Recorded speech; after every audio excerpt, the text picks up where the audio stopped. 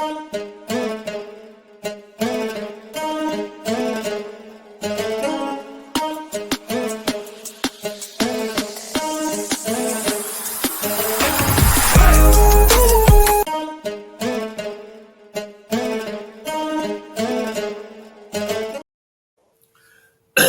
right.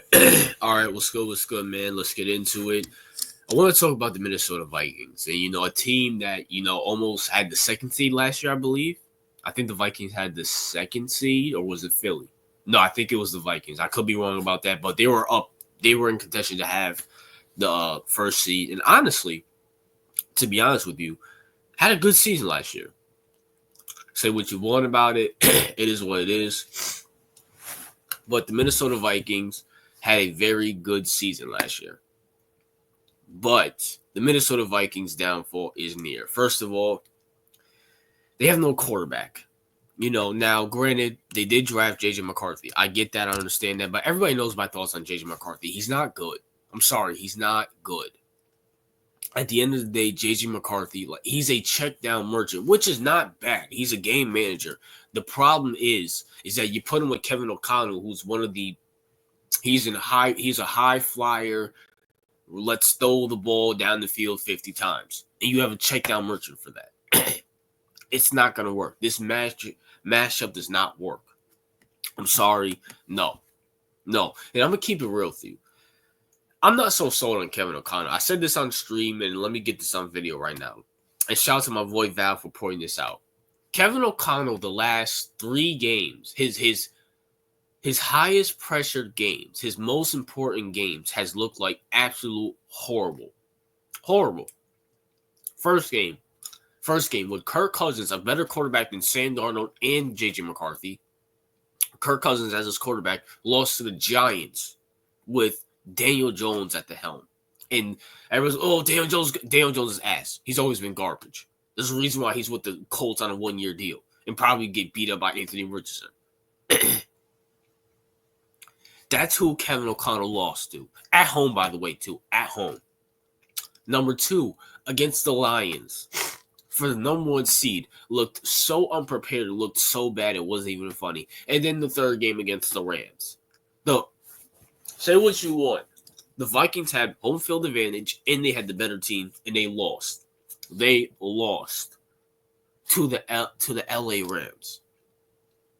That Kevin O'Connell and Brian Flores. Where was your defense against the Rams? Where was your defense against the Lions? Your defense was lights out throughout the whole season, and it disappeared when you needed them the most. For what? And people will wonder why Brian Flores is not a head coach anymore. Maybe that's the reason why. Maybe because he disappears in big moments. Because, say what you want about Mike. Excuse me for all that, people. Still fighting my cold. But say what you want about Mike McDaniel or Mike McDonald, whatever his name is. The guy out in, what's the name? The Dolphins right now. Khaki pants. Say what you want about him. He's made the playoffs, besides with the exception this year because Tua got injured. He's made the playoffs every year. Brian Flores didn't make the playoffs once with Miami. But at the same time, you got Kevin O'Connell, who, good coach, not sold on him. He just might be a lower version of Kyle Shanahan, choking the first round. Then you got J.J. McCarthy, who's built like me, and I probably throw a better deep ball than him. Then you got Brian Flores orchestrating this defense that never shows up and when it needs to. And then let's talk about the real reason why I wanted to make this video.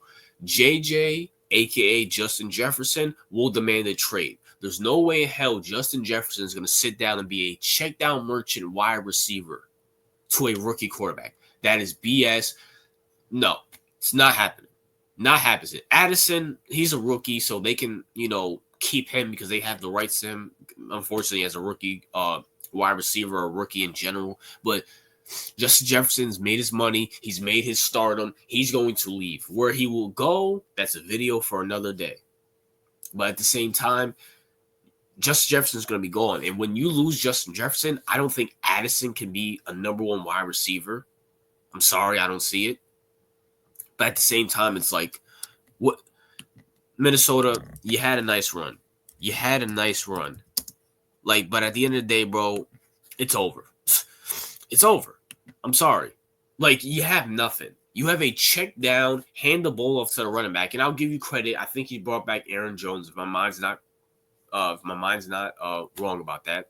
You brought back Aaron Jones, but even Aaron Jones, he's injury prone, and your offensive line is not the best. And you're putting a guy who's a statue, the definition of a statue. He is the Statue of Liberty. He's a 5'10" Statue of Liberty behind that offensive line.